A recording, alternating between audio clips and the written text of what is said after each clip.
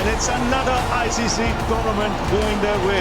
They played like champions and they deserve this Champions Trophy 2025. आज पूरी दुनिया cricket का ICC T20 world cup final देख रही है।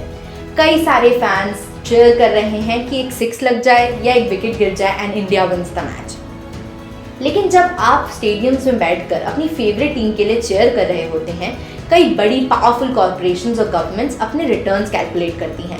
Because cricket is not just a sport, it's a $1 billion economic game. और इस game का सबसे powerful player not ICC, not England but India. एक टाइम था जब इंडियन क्रिकेटर्स को ₹1 से भी कम का पर डे मिलता था और आज BCCI के पास 20,000 करोड़ रुपए का कैश है। तो आखिर सवाल ये उठता है कि इंडिया इस $1 बिलियन इकोनॉमिक गेम का किंग बना कैसे?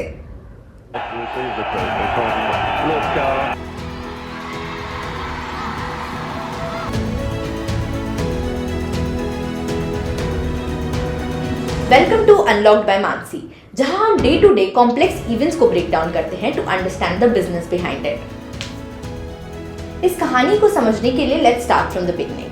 एक टाइम था जब 1952 में इंडियन टीम इंग्लैंड टूर पर गई।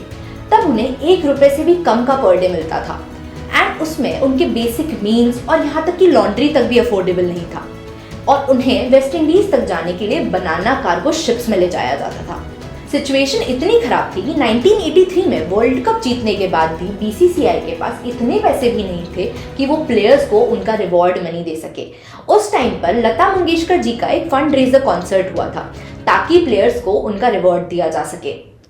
लेकिन फिर एक ऐसा ट्रांसफॉर्मेशन आया जिसने ग्लोबल स्पोर्ट्स हिस्ट्री को बदल कर रख दिया। आज BCCI के पास 20,000 करोड़ से भी ज्यादा का कैश है और इंडियन क्रिकेट ग्लोबल क्रिकेट का फाइनेंशियल इंजन बन चुका है। तो आखिर इंडिया गॉडफादर ऑफ क्रिकेट बना कैसे? इसके पीछे हैं 3 strategic shifts.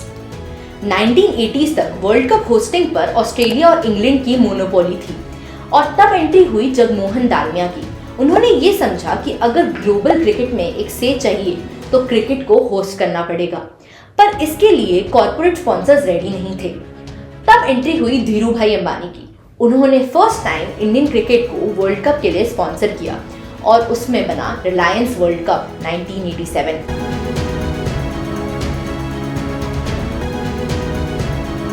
You would like to be number 1. This is my dream for Reliance. In fact, it is my dream for the world. ये पहली बार था जब वर्ल्ड कप इंग्लैंड के बाहर हुआ और यहीं से शुरुआत हुई क्रिकेट पावर के एशिया शिफ्ट की। फिर आया टेलीविजन रिवॉल्यूशन। 1992 तक BCCI दूरदर्शन को ₹5 लाख पर मैच पे करता था just to stream it. But Dalmiya ने एक इनसाइट समझी, प्रोडक्ट क्रिकेट नहीं है, प्रोडक्ट ऑडियंस है। और इसी के चलते 1994 तक पूरा गेम ही रिवर्स हो गया। अब ब्रॉडकास्टर्स मिलियंस पे करने को रेडी थे टू गेट द राइट्स और इसी के साथ एक सडन शिफ्ट हुआ जहां क्रिकेट एक मीडिया बिजनेस बन गया।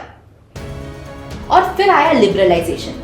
1991 के इकोनॉमिक रिफॉर्म्स के बाद मल्टीपल मल्टीनेशनल कंपनीज जैसे कि कोक, पेप्सी, सोनी इंडिया में एंटर करना चाहते थे। बट इंडिया एक बहुत ही डाइवर्स कंट्री था जहां मोर देन 20 लैंग्वेजेस और मल्टीपल डिफरेंट कल्चर्स थे। तो उन्हें एक कॉमन प्लेटफॉर्म चाहिए था अपना प्रोडक्ट बेचने के लिए और वो उन्हें मिला in the form of Indian flag and cricket, the one national heartbeat that every Indian shares commonly. और यही मोमेंट था जब क्रिकेट बन गया इंडिया का national advertising stage. Now let's talk about the cricket economy.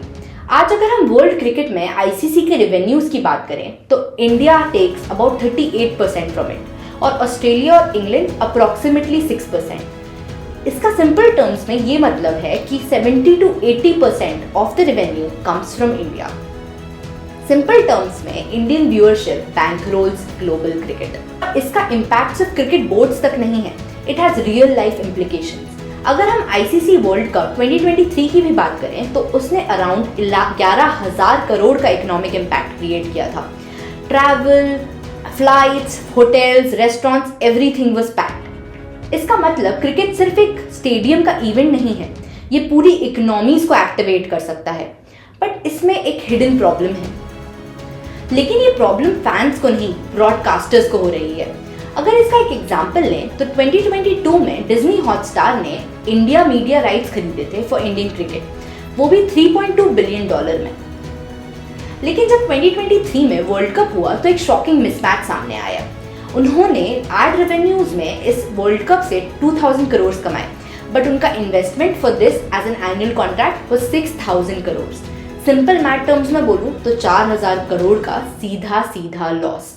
और इसी वजह से कंपनी ने बाद में इस डील को एक ऑनरस कॉन्ट्रैक्ट भी डिक्लेयर किया, जिसका अकाउंटिंग टर्म्स में मतलब होता है कि कंपनी मानती है कि ये डील प्रॉफिटेबल नहीं रही। और अब इससे एक बहुत बड़ा सवाल सामने आता है कि अगर कंपनीज को हजारों करोड़ के लॉस होते रहे due to these media rights, तो कोई कंपनी आगे जाके मीडिया राइट्स के लिए फाइट क्यों ही करेगी?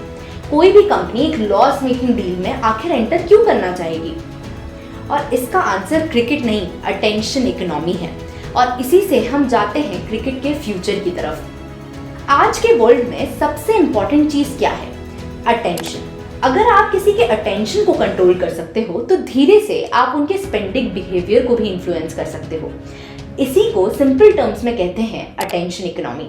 और क्रिकेट दुनिया के सबसे पावरफुल अटेंशन इंजन्स में से एक है। आज आप एक रील स्क्रॉल करने में 30 सेकेंड से ज़्यादा नहीं लगाते, बट एक 4 घंटे के मैच को शिद्दत से फॉलो करते हैं। और इसीलिए कंपनीज आज लॉस उठाने को रेडी हैं, क्योंकि वो स्ट्रीमिंग प्लेटफॉर्म्स को कंट्रोल करना चाहती है। अगर आप इस प्लेटफॉर्म को कंट्रोल करेंगे तो आपको बहुत वैल्यूएबल डेटा मिलेगा, जैसे हर एक व्यूअर कितने बजे लॉग इन करता है, कौन से मैचेस में इंटरेस्टेड है, कितनी देर मैच देखता है, कौन से एड्स पर क्लिक करता है, ये सब डेटा आपके हाथ में होगा। आपने अगर एक ऐड पर क्लिक किया तो इनफैक्ट उस प्लेटफॉर्म को पता चल जाएगा कि आप किन किन ब्रांड्स में इंटरेस्टेड हो, आप कौन सी चीज़ खरीदना चाहते हो, और ये डेटा उनके लिए बहुत वैल्यूएबल है। अब इमेजिन करिए आप फ्यूचर में क्रिकेट मैच देख रहे हैं, विराट ने एक 6 मारा और आपकी स्क्रीन पर एकदम से एक पॉपअप आ गया, team India jersey at 10% off. या फिर आप एक लेट नाइट मैच देख रहे हैं और तब आपको पिज्जा खाने का एक पॉपअप आ गया, and this is what is called interactive streaming. यानी व्यूअर सिर्फ व्यूअर नहीं रह जाता, वो एक रियल टाइम कस्टमर बन जाता है। और इसीलिए कंपनीज आज बिलियंस ऑफ डॉलर्स इन्वेस्ट कर रही हैं, क्योंकि उन्हें पता है कि आज जो इन प्लेटफॉर्म्स और फैन अटेंशन को कंट्रोल करेगा वही कल $1 बिलियन क्रिकेट इकोनॉमी को कंट्रोल करेगा। ये एक शॉर्ट टर्म प्रॉफिट का गेम नहीं है, this is a long term platform game. अगर हम इस स्टोरी को जूम आउट कर देखें तो हमें समझ में आएगा कि ये एक इंडियन क्रिकेट के राइज की स्टोरी नहीं है, सिर्फ एक स्पोर्ट्स की स्टोरी नहीं है, ये स्टोरी है एक स्ट्रैटेजी की। एक कंट्री जो कभी क्रिकेट इकोनॉमी में एकदम पावरलेस हुआ करती थी, आज उसी ग्लोबल क्रिकेट की फाइनेंशियल इंजन बन चुकी है। और इसका एक रीजन बहुत सिंपल है, इंडिया ने समझा कि सबसे वैल्यूएबल रिसोर्स है ऑडियंस और उनका अटेंशन। और जब 1 बिलियन लोग एक ही स्क्रीन पर एक ही टाइम पर देखते हैं तो वो सिर्फ एक स्पोर्ट नहीं रहता, वो बन जाता है एक इकोनॉमिक पावर, एक सॉफ्ट पावर का weapon that becomes very important to manage diplomatic ties to get a global standing for India. और जब हम इस अटेंशन इकोनॉमी की बात कर ही रहे हैं तो आप ही मुझे बताइए कि अगर आज इंडिया फाइनल्स में नहीं होती तो क्या आप इस मैच को देख रहे होते? कमेंट में ज़रूर बताना, and do like share and subscribe अगर आपको इससे कुछ भी सीखने को मिला। Thank you.